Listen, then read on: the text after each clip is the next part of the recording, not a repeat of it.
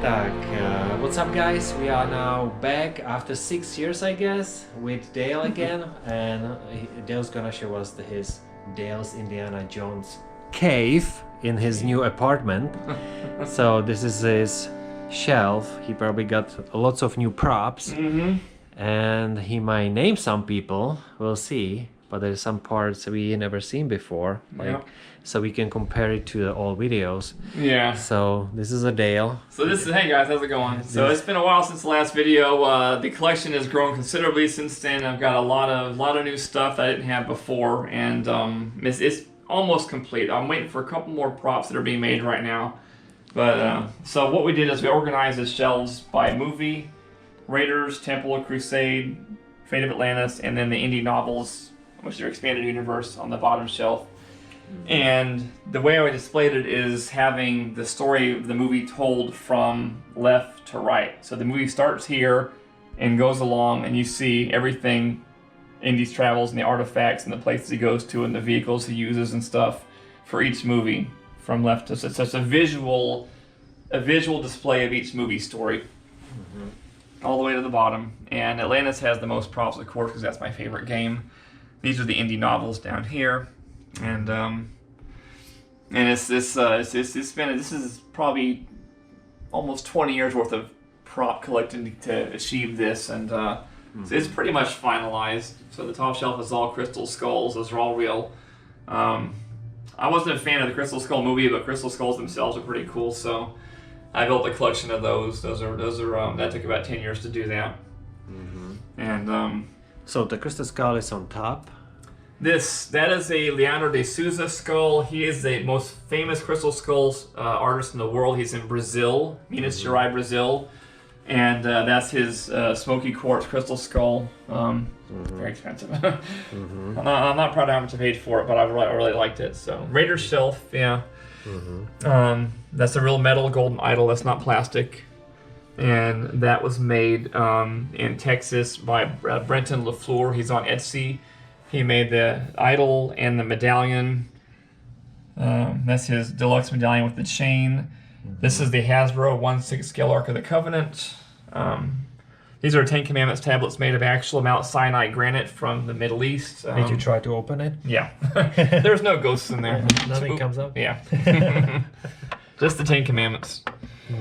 So what I have being made, there's going to be an Anubis Well of Souls statue in the corner back here. That's being made right now in California by Bruce Wilhite, the prop maker, who made the Chachapoyan demon statue here.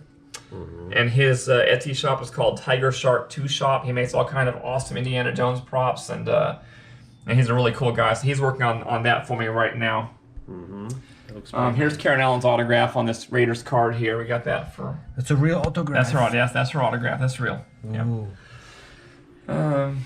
Temple of Doom. Temple of Doom shelf. I like this one. This is really cool.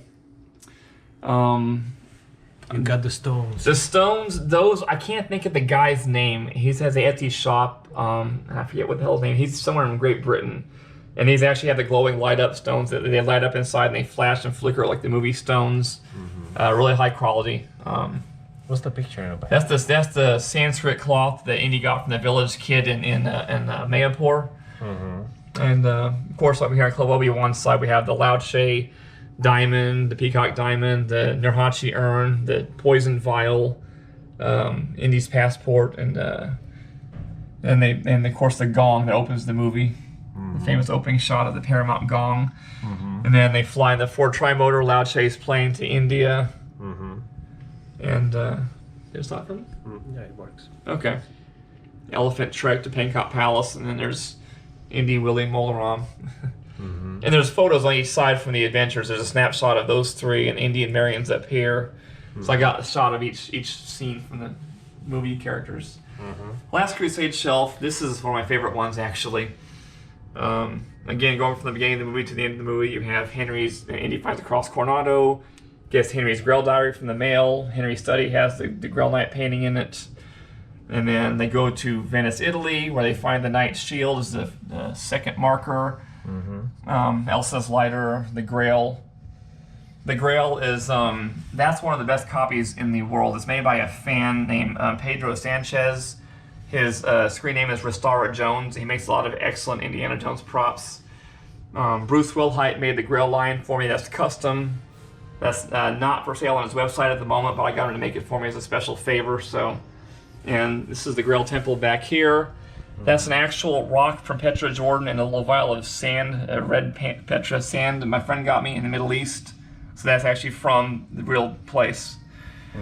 And of course you have the vehicles here, Indian Hanger on the motorcycle, and the airplane and the tank. That's the three main modes of transportation in the movie, which kind of tells the journey of their story and vehicles right in the front.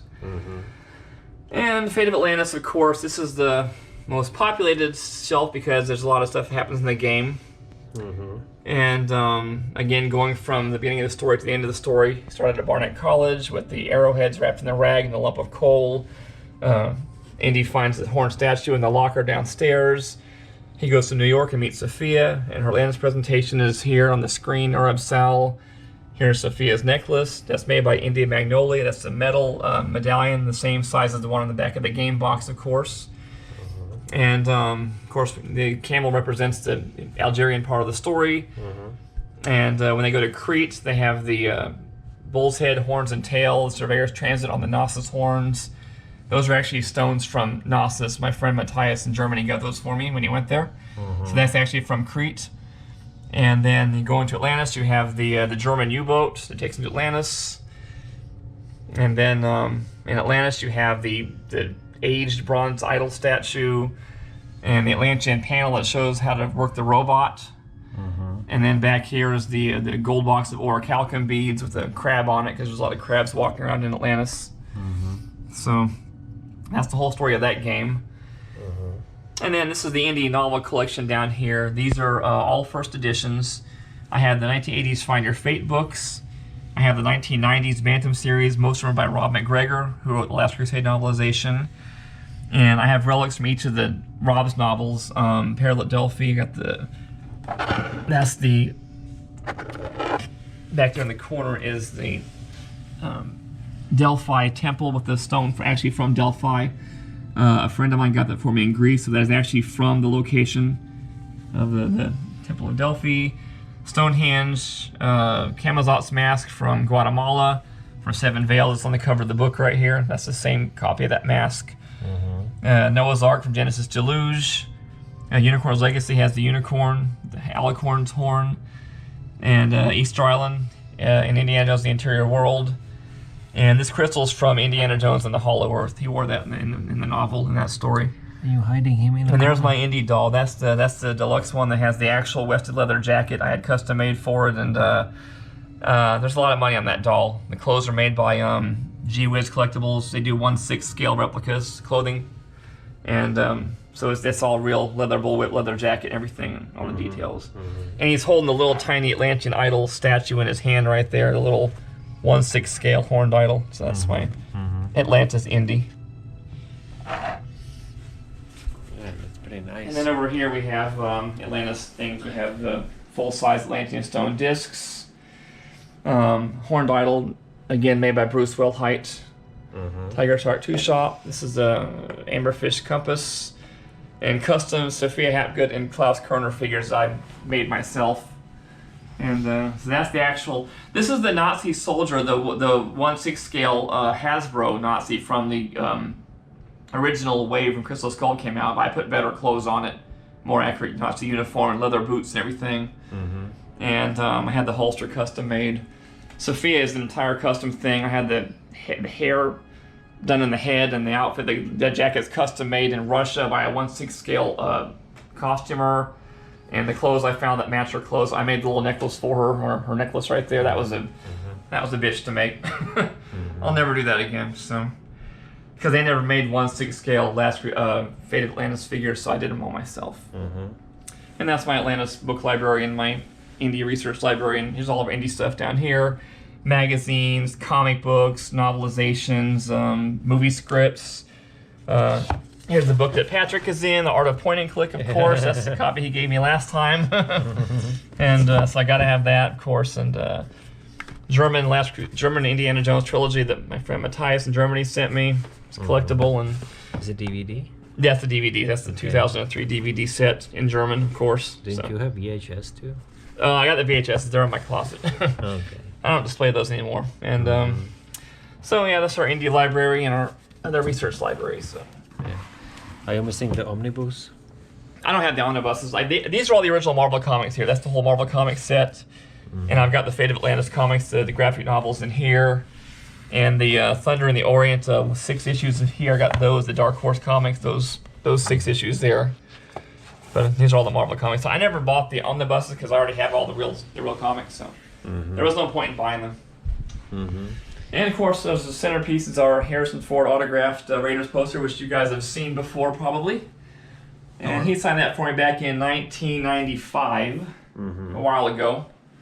And that's the centerpiece of our collection because, obviously. We should fly to Wyoming to remind him. I don't know if he lives there anymore. I think he lives in New York City or something now. He's got the ranch. Yeah. And those are the some of the Find Your Fate cover arts done by David B. Mattingly. I bought those directly from him, and he signed each one of them in the corner. They're autographed. He signed them in silver pen. And you can't get those anymore. Those are unobtainium. So, because I really enjoyed reading the Find Your Fate books as a kid. You know, I was just I read the covers off those books, and so I'm really you have to blur that out because that's not supposed to be seen until the book comes out. I'm not done writing it yet. Okay, so this is the special. What everybody need to see is the legendary. I will delete it. That's going to be cut out. I will cut it out. You can film the Atlantis poster here. You want to do that one? Yeah, this is. This is the Atlantis poster in the book. Okay, this is Okay. that one everyone's seen before, so that's okay. So there's that. There's the novelization. There's the novelization. I had a friend of mine make that in the Netherlands actually. His name is Joost Dierks. I don't know how to pronounce his name. And he made this for me. He autographed it right there. It's made in the Netherlands. So he does professional bookbinding as a side hobby. So he makes these paperbacks. And so. And he will be making my sequel novel when I finish that, hopefully in a year or two. But and you got cartoon versions. Yeah, it's the little Hasbro kids versions of Indian Marion, little cartoony. So yeah. Yep. So that's the Indiana Jones Museum. That's the final incarnation of it. But last time you showed the clothing too, right? Oh yeah, I got the clothing's in the other. I can bring out the jackets and show you those if you want to see them. Okay. And the whips. I got one pants, left. shoes, socks, shorts. Yeah. Oh, that's pretty nice collection. Lots of That's, updates. 20 years, you said? That's yeah. I started buying Indiana Jones stuff back in the '90s, but I didn't start collecting the props until probably around 2020, 2012, 2011. That's when I got the Atlantean Stone discs. So that was my first prop. And I've been buying props since then. And what I like about this is all of them are fan made. Nothing's licensed, nothing's official, nothing's factory made, other than the Ark of the Covenant Hasbro Ark. All these props are fan made, and they're incredibly detailed, screen accurate, and I believe in supporting fan work because the fans do the best work. Fans Always. make the best props, they make the best computer games, they write the best stories, they do the best artwork. It's in the hands of the fans now. So we do the best work, and I'm proud of supporting my fellow Indiana Jones fans by buying props from them, not from Lucasfilm. Official shops. Yeah, nothing official here except for that Ark and the little vehicles. Everything else is fan made, all of this. Fans always number one. Number one, so... Shops number 2. Buy from your local fans, support them, and save a lot of money. That's cool. That's very nice. Because I've heard that the Regal robot stuff is really overpriced, and I've seen some of the photos of it. I wasn't really impressed with a lot of the detail on what I saw. I saw their Grail Cup recently, and it didn't impress me. Pedro's Grail Cup looks exactly like the movie one. But so I'm all for the fans. Made by the fans, for the fans, because we care the most about the franchise, and we do our best work. We're not in it for the money. We're in it for the love of the character and the passion for the franchise. So, And what's this? This is Jennifer's Indiologist diploma. She's been an indie fan longer than I have since the '80s, and she saw Raiders in the trilogy in the theater originally. and she called herself Indiologist way back then. So I made her an Indiologist diploma, showing how devoted she is to the franchise and the character. And so that's a custom-made, one-off diploma for her. Lifetime degree. To celebrate her lifetime fandom as Indiana Jones fan. Now, what are those signatures here? Indiana Jones and Marcus Brody both co-signed the diploma for her. Is it real? No, I mean... Oh, it's real. It's in universe. We should say it's real. It's in universe real, so yes, it's real. So, yep. Oh, that's pretty nice. So that's the Indie Museum, and I'm busy working on my second indie novel. I've been working on it for longer than I care to admit, but it's gonna be really awesome. We are not allowed to talk about it, right? Yeah, I can't tell you the title. The artwork's been done for 10 years. The artwork was done 10 years ago, so it exists. Christian Goldogger's my artist, of course, so he does all my...